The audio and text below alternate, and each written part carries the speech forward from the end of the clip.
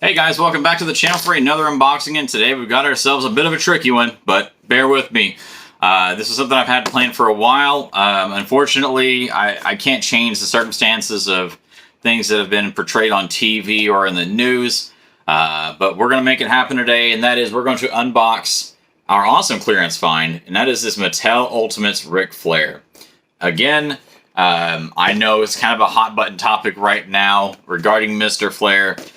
In the news and because of the Dark Side of the Ring stuff, and in no way do I condone or support those actions. So this is not a reflection of my personal beliefs or anything like that. It's simply me having a toy that looks awesome, and I just want to unbox it and see if it's actually cool outside the package.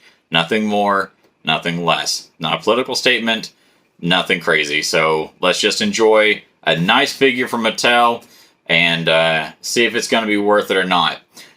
So on the subject of this, and I think it may probably have something to do with the Dark Side of the Ring stuff, a lot of the Targets are starting to clearance these out. The one that was nearest to my house had them clearance from the normal $29.99 down to about $22. However, I was able to find this one this morning at a Target for $9. It's an Ultimates for $9. Worst case scenario, even if you do not want this gentleman in your display case any longer, the big gold belt and that robe are easily worth it. So let's crack it open and see if this thing's awesome. I already had one. I have one mint on card to go with the rest of my Ultimates figures. However, I definitely wanted to have one loose, and at $9, why the hell not? Make it happen.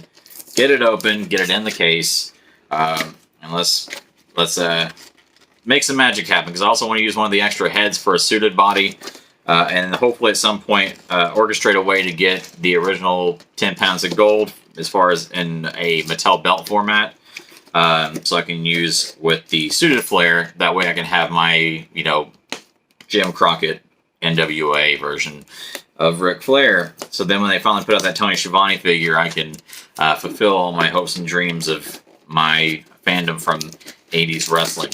So now that I've got all the tape off, finally, Jiminy Christmas, they've got this thing so strapped down. Sorry guys. So looking in front of the box, figure, robe, belt, 2 heads, very cool. Lots of extra hands. Mattel Ultimates right there. Nice little shot of Ric Flair on the side.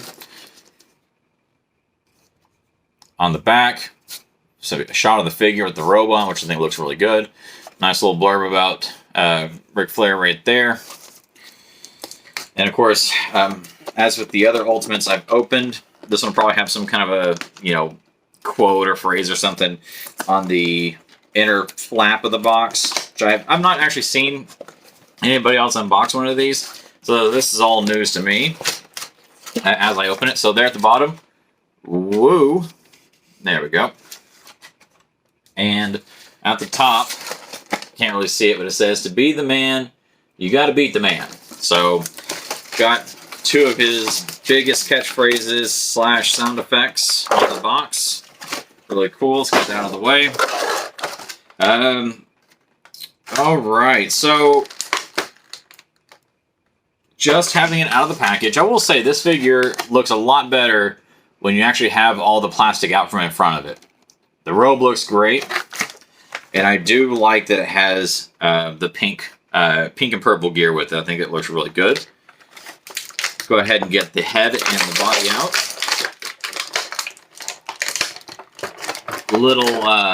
Little note for you guys if you end up finding one of these and going to open it. He has got a small strap. Oh, there goes the robe.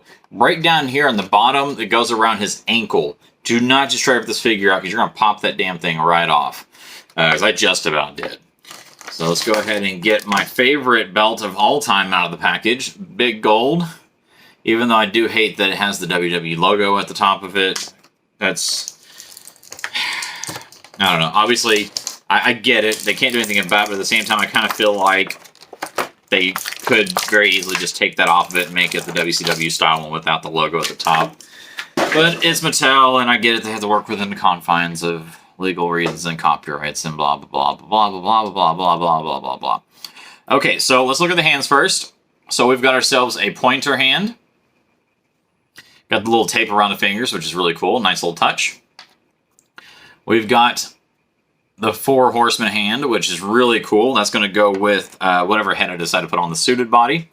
And of course, another pointer finger and another Four Horseman hand. I really like that. I'm so glad to have the Four Horseman hand. That's going to make the suited body look tremendous. In fact, I think, let's go ahead and do it now. Let's just change the heads. I'm going to put the Woo face on this one. I'm going to put the straight face on my suited body because it's only appropriate. I do like the face scan on it, both on the Woo face and the regular. Both really good. I am going to find a nice pair of sunglasses for the head I'm going to use for the suited body for sure. The figure looks great. It's even got the cool little butterfly joints for the arms, which I really, really like. That's incredible. The posability is really good. The head doesn't turn. I mean, it's pretty tight, so that's a little worrisome. Like eventually could break the neck casing around it. But I've only really seen that happen on Elites, not necessarily on Ultimates, so who knows. Articulation there at the top of the hip. Very cool. Legs have full rotation, which is real nice. And it's not too tight. Like it's tight enough where it should be, which is nice. The toe articulation that goes up and down, which I think is a really cool little touch. Most of you guys know I'm pretty high on toe articulation on a lot of my McFarlane stuff. And when it's on a wrestling figure, I'm all for it as well. The knee pads, you got purple in the back with the pink strap, or purple in front with the pink straps in the back is really nice. The RF there in purple on the pink boots looks really cool. The paint on the laces, I will say, is incredibly clean. I mean, not really any bleed over with the white or anything. I mean, super, super clean. So good job on that, Mattel. It drives me crazy when you get something in the boots, the laces just look like they just took a white pen and just went all the way down, and it sucks. But yeah, the arms move real well. Torso, good flexibility there. Let's go ahead and get them in the robe and see how this thing looks. And this robe looks great. It's surprisingly thick. Like, I was expecting it to just be super thin all the way around, but up here, especially around the shoulder area, I mean, it's got a little bit of thickness to it. So that's very cool. I really like that. And I do like how right there on the back, it says Nature Boy. Got all the little flowers and sparkles to it, which looks really, really good. I'm really for that. Because I've been wanting to open one of these for a while. However, I did want to keep the one I had mint on card. So being able to find this thing at such a good price was really, really awesome. Like I said, I'm not a fan of the circumstances as to why it probably is on sale, nor anything going on in that situation at the moment. Yeah, I'm really excited to get this thing rather inexpensively. All right, so I've got the robe on, and it fits pretty well. I don't know. I mean, I guess that's, yeah, I'm trying to figure out the orientation for the flaps, but I guess that's where it's supposed to go. Maybe we just need to roll it up around the wrist a little bit. But yeah, like, it fits them very good, which is nice.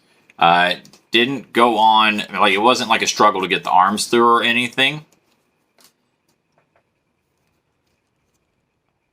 And I think it looks good. I think that's actually a really solid job for a Ultimate Edition. Just stand there and just do the pose. Looks really good. That's actually a very, very nice wrestling figure. I will say that. Now let's see if we can strap big gold on him. See how that looks. But I do feel like that's necessary. I won't put that belt with the suited flair because I definitely feel like that needs to be Sweet Charlotte, not big gold. And of course, per the usual, my giant fingers have a hard time pushing the buttons in on the belt to lock it in place, but there we go. Okay.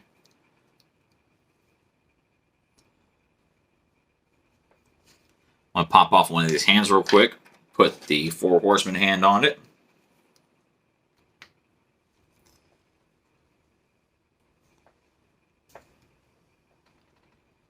All right. There we go.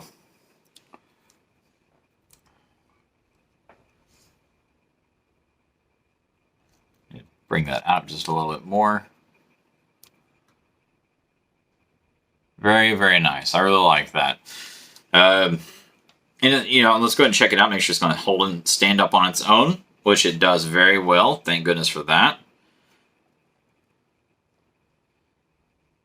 All right. Yeah.